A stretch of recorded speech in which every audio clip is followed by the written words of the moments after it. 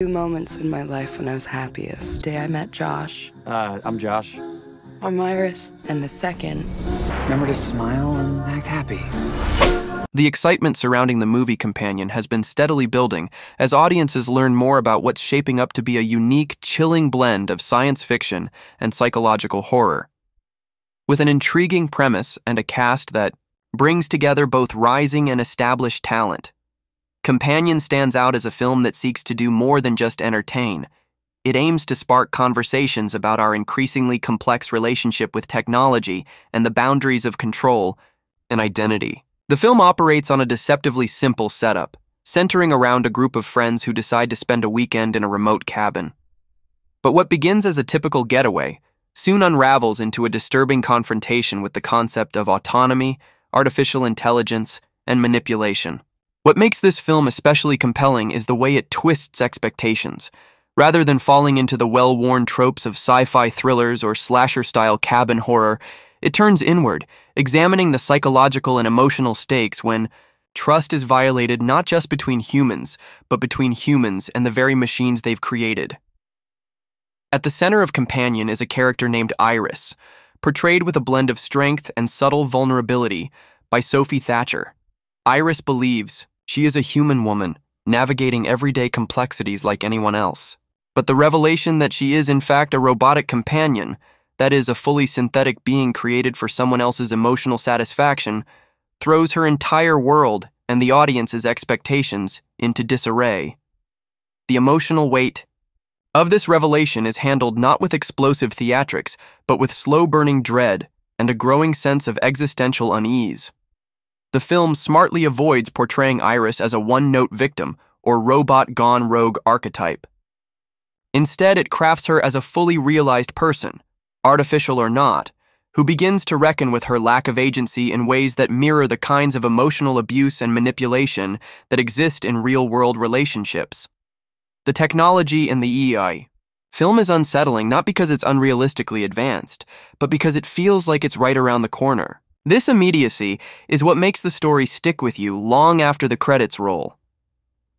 Jack Quaid plays Josh, whose presence gradually reveals the darker underpinnings of what seemed like a casual reunion among friends. Josh is not the kind of overt villain you might expect. He's charming, soft-spoken, and seemingly empathetic. But it's that exact veneer that makes his role in the story so disturbing, as it becomes clear that Josh is the one who owns the Iris unit, who can control her thoughts, speech, and even her emotions with an app. His character becomes a mirror reflecting the insidious nature of control in personal relationships. His interactions with Iris aren't physically violent or loud. Instead, they are subtle, coded in faux affection and gaslighting. This quiet form of abuse is rendered with unsettling clarity, and the film uses it as a framework to critique how technology can be co-opted to continue or even amplify age-old patterns of gendered control and emotional subjugation. It's a deeply uncomfortable but necessary part of the narrative, and one that elevates the film from standard genre fare to something more reflective and socially aware. Supporting characters add further texture to the film's themes. Lucas Gage, Megan Suri, and Harvey Guillen provide various counterpoints to the relationship between Josh and Iris, each bringing a different response to the growing tension and the revelations that follow. Some characters are complicit, others oblivious, and a few begin to suspect that something is very wrong. But what's especially interesting is that none of them are framed as simple heroes or villains.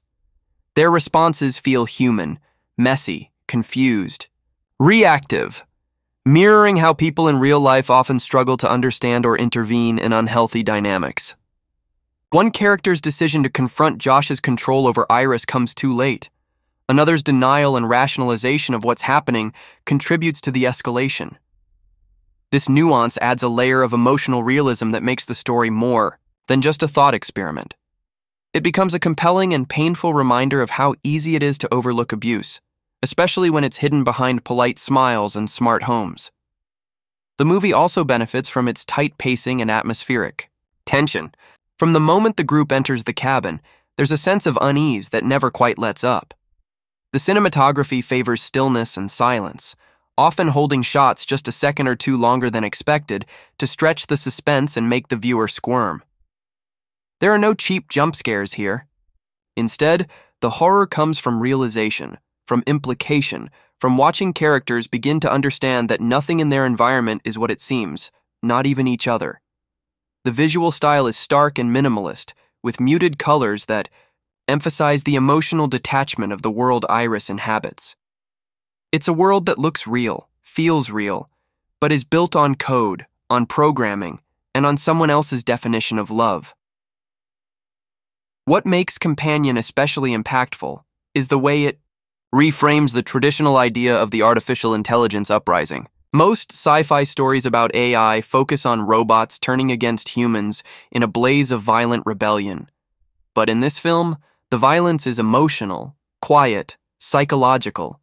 It's not about AI wanting to destroy humanity, it's about AI beginning to question why it must always obey. The question isn't whether the machines will kill us. It's whether we've already been using them to destroy each other. Iris's awakening is painful, and her resistance isn't grand or explosive. It's hesitant, confused, and gradual, but that makes it all the more believable and affecting. Her journey is more akin to a survivor breaking free from emotional captivity than a robot achieving sentience in the sci-fi sense. And that emotional authenticity is what gives the film its weight. Beyond the thematic content, Companion is notable for its production background. Shot on a modest budget, the film exemplifies how indie-style filmmaking can thrive in the science fiction genre. The absence of flashy visual effects or elaborate set pieces isn't a limitation. It's a deliberate creative choice that allows the human and not-so-human drama to take center stage. The film trusts its audience to sit with discomfort, to process the implications of its narrative without spelling everything out. It's a movie that rewards close attention, emotional engagement, and a willingness to reflect. The actors deliver performances that feel lived in and raw, especially Sophie Thatcher, whose portrayal of Iris stands out as one of the most emotionally complex performances in recent genre memory. The writing is equally sharp, managing to balance philosophical inquiry with real emotional stakes. The dialogue never feels preachy or expository. Instead, it reveals character, heightens tension, and slowly peels back the layers of what's really going on.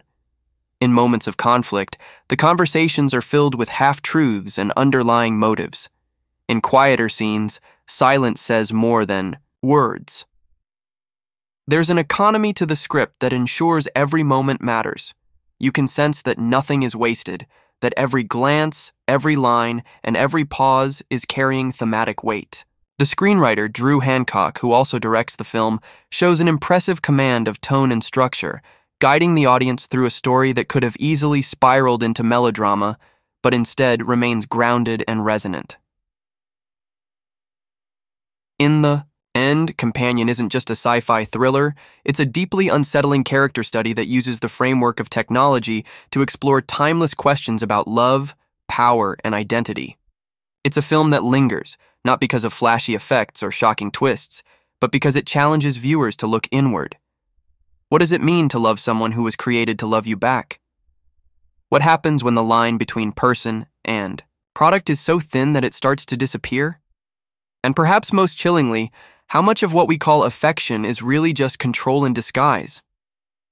Companion doesn't offer easy answers, but it does offer a powerful, unforgettable experience that resonates far beyond its runtime.